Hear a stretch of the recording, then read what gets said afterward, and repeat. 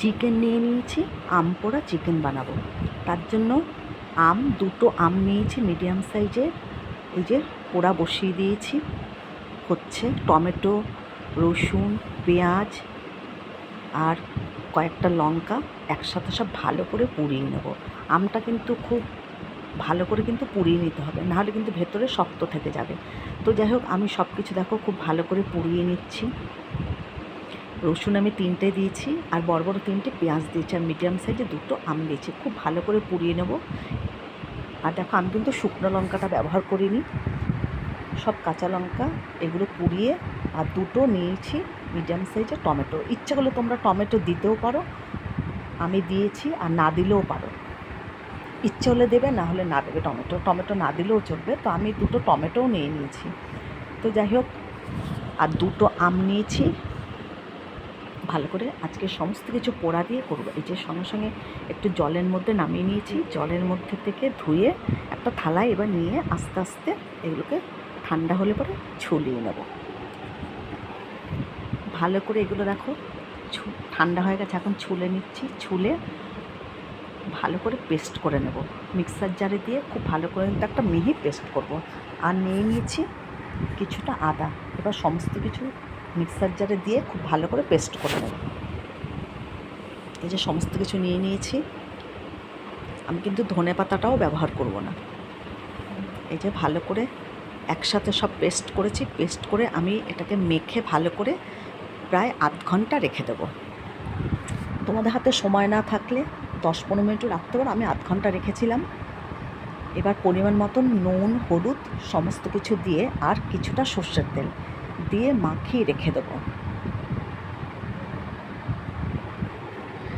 এর মধ্যে তোমরা ইচ্ছা করলে কাসুন্দি, সামান্য একটু কাসুন্দিও এর সঙ্গে মাখিয়ে রেখে দিতে পারো। আমি সামান্য একটু কাসুন্দি দেবো, একদম 1 চামচ, বেশি তো দেবো না। এর মধ্যে দিয়ে ভালো করে মাখিয়ে আধ ঘন্টার জন্য রেখে দেবো। কিছুটা নিয়ে নিচ্ছি সর্ষের তেল। আর খুব ভালো করে কিন্তু হাত দিয়ে চেপে চেপে মেখে, মাখাটা যত ভালো হবে জিনিসটাও কিন্তু তত ভালো হবে।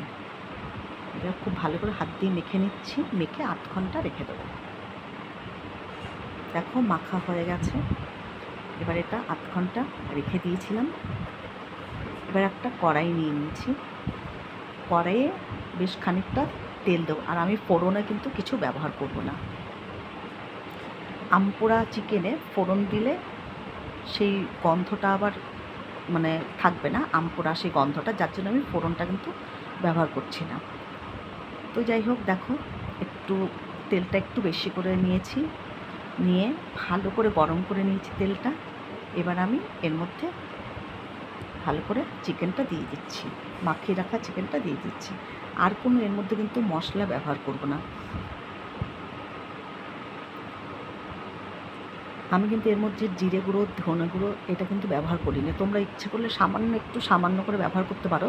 তো আমি জিরে গুঁড়ো, ধনে গুঁড়োটা ব্যবহার করিনি। আর তেলটা যখন আমি কড়াইতে গরম করছিলাম, তখন কিন্তু আমি ছোট্ট চামচে 1 চামচ চিনি দিয়ে ভালো করে গরম করেছি। এবার খুব ভালো করে নাড়িয়ে চাড়িয়ে ঢেকে রেখে দেবো।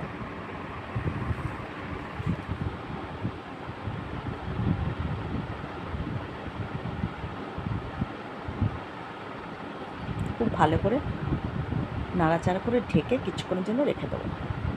দেখো চিকেনটা কিন্তু ফুটে উঠেছে।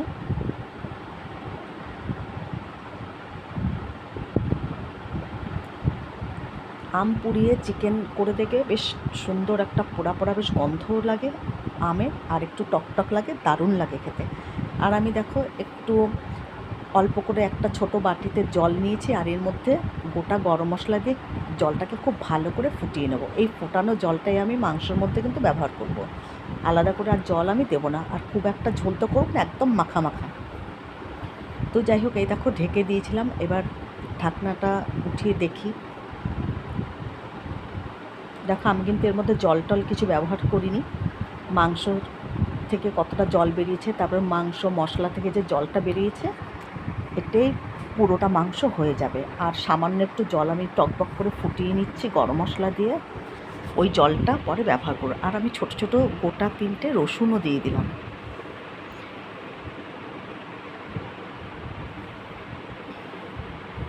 আবার কিন্তু মাংসটা ঢেকে দিয়েছি। দেখো এবার আমি 1 চামচ দেখো আমি কিন্তু আলাদা করে এক্সট্রা কোনো জল মেশাইনি।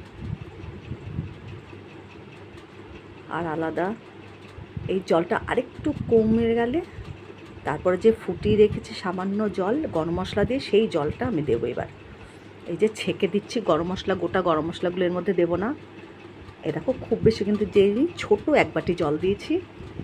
এবার কিছুক্ষণ ফুটে উঠলেই আমার মাংস কিন্তু একদম রেডি হয়ে যাবে। আর এই আমপোড়া চিকেনে না ধনেপাতা বা এক্সট্রা করে আর গুঁড়ো গরম মশলা এইসব দরকার হয় না। ধনেপাতা তো আমি এমনিই ব্যবহার করি কম মাংসতে ঠিক ধনেপাতাটা ব্যবহার করলে আমার ঠিক মাংসের সেই গন্ধটা লাগে না।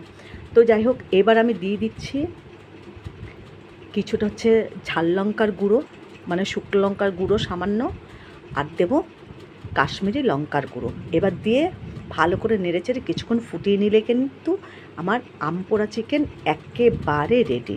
এ দেখো এবার কিন্তু আমি এটা দিলাম লাল লঙ্কার গুঁড়ো, এটা হচ্ছে কাশ্মীরি লঙ্কার গুঁড়ো। এবার খুব ভালো করে একটু নাড়িয়ে চাড়িয়ে দিতে হবে। আর 5 মিনিট ফুটলেই মাংস কিন্তু আমার একেবারে রেডি হয়ে যাবে। দেখো মাংস আমার একেবারে রেডি, একদম গামাখা অবস্থায় মাংস কিন্তু আমি নামিয়ে নিলাম। তাহলে আমপোড়া চিকেন কারা কারা খেতে ভালোবাসো অবশ্যই জানাবে। আর ভীষণ টেস্টি হয়েছিল খেতে।